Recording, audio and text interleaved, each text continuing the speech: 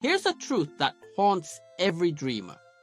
The distance between who you are and who you want to become isn't measured in years of preparation. It's measured in 5 seconds of courage. Mel Robbins, the renowned motivational speaker, discovered something revolutionary.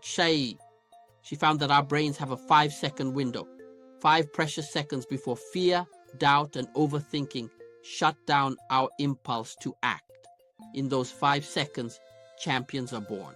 Beyond those 5 seconds, excuses multiply like weeds. But here's the problem.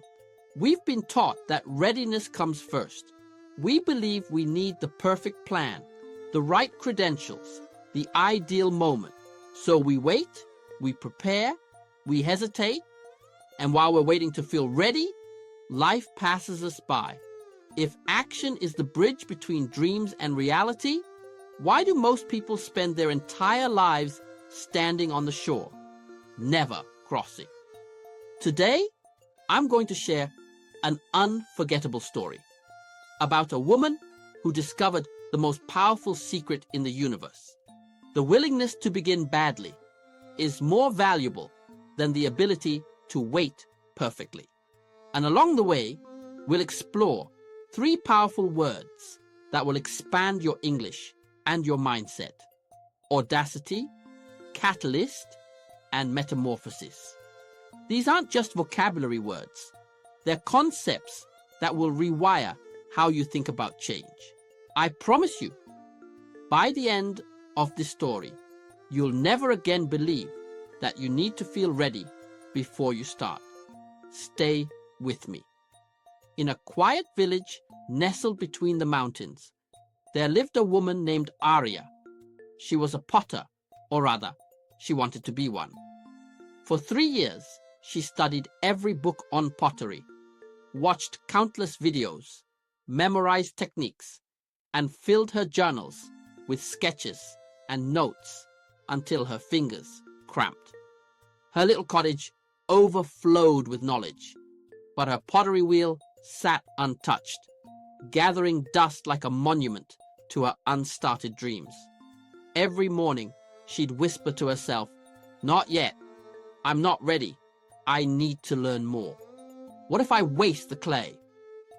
One autumn evening, a traveling ceramicist named John arrived in the village. Word spread about the master potter who could turn mud into poetry. Arya's heart raced. This was her chance. She gathered her journal and approached him in the village square. "Master June," she said softly, "I've studied pottery for 3 years. Could you tell me, am I ready to start?" June looked at her, clay coating his weathered hands. Then he glanced at her spotless journal and her clean, uncalloused fingers. "Show me your failures," he said. Arya blinked. "My failures?" "Yes," he replied. "Show me the 100 broken pots, the collapsed bowls, the cracked vases. Show me the evidence that you've tried." I don't have any," she whispered. "I didn't want to waste materials or make mistakes until I was ready." John stood, wiping his hands on his apron. Then he said words that would change her life forever. "Do you know what we call a potter who has never touched clay?" Arya shook her head. "We don't call them anything because they don't exist. You cannot become a potter by studying pottery. You become a potter by doing pottery, badly at first, terribly even. But the clay doesn't care about your readiness. It only responds to your hands." That night, Arya couldn't sleep. June's words echoed in her mind like a bell that wouldn't stop ringing. She had spent 3 years building a fortress of preparation, and in 30 seconds, he had demolished it. But what if he was wrong? What if she wasted clay? What if people laughed at her? Then another thought rose, quietly beneath the fear. What if she spent another 3 years preparing, and then another, and then woke up at 80 years old, still not ready. That thought terrified her more than failure ever could. The next morning, Arya woke before dawn. She didn't think. She didn't plan. She counted. 5, 4, 3, 2, 1. At 1, she stood up. She walked to her pottery wheel, not to clean it, not to admire it, but to use it. Her hands trembled as she placed the clay on the wheel. Her first attempt collapsed, so did her second and her third. But something extraordinary happened. With each failure, her fear faded. With each broken pot, her hands learned what her mind never could. By sunset, she had made her first standing pot. It was uneven, lopsided, imperfect, and it was the most beautiful thing she had ever made. From that day on, Arya began before fear could speak. Every morning, she counted backward from 5 and started. Some days, every piece crumbled. Other days, she created something that made her heart sing. Her cottage slowly filled with pottery, some beautiful, many flawed, all proof of her audacity to begin. That audacity, that bold willingness to act without permission, became her greatest teacher. 1 year later, the village held its annual craft fair. Arya set up a small stall with her work. Were her pots perfect? No. But they had something else. Soul. Each imperfection told a story of courage. Each flaw whispered of persistence. By evening, every piece had soul. As Arya packed up her table, she saw a familiar face. June.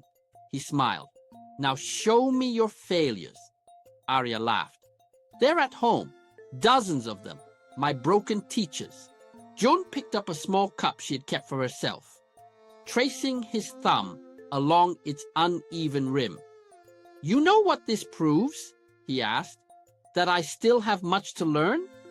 No, he said softly. It proves you learned the most important lesson. You cannot become something by preparing to become it. You become it by being it badly, then slightly better, then better still. You didn't wait for readiness. You created it. That makes you more than a potter now. You're an artist. He paused. And do you know what the real catalyst was? She shook her head. Those 5 seconds of courage you found every morning. That was the spark that started your metamorphosis. Arya felt tears fill her eyes. Her transformation hadn't begun when she felt ready. It began when she counted to 1. Let me step out of the story for a moment and speak directly to you.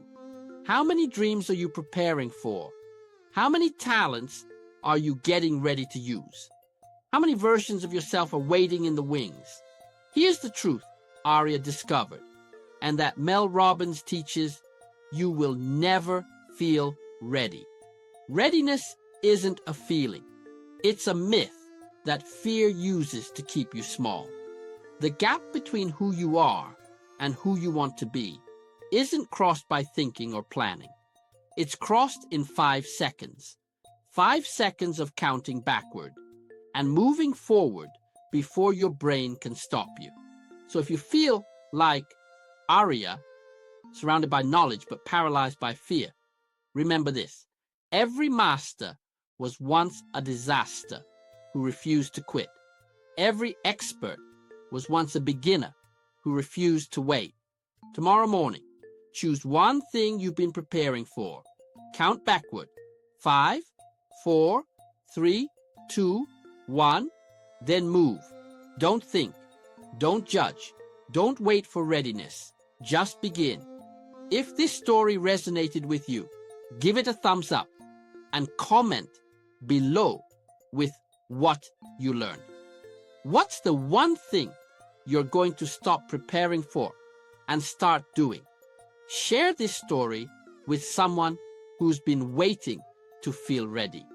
because the world doesn't need your perfect preparation. It needs your imperfect action. See you in the next story.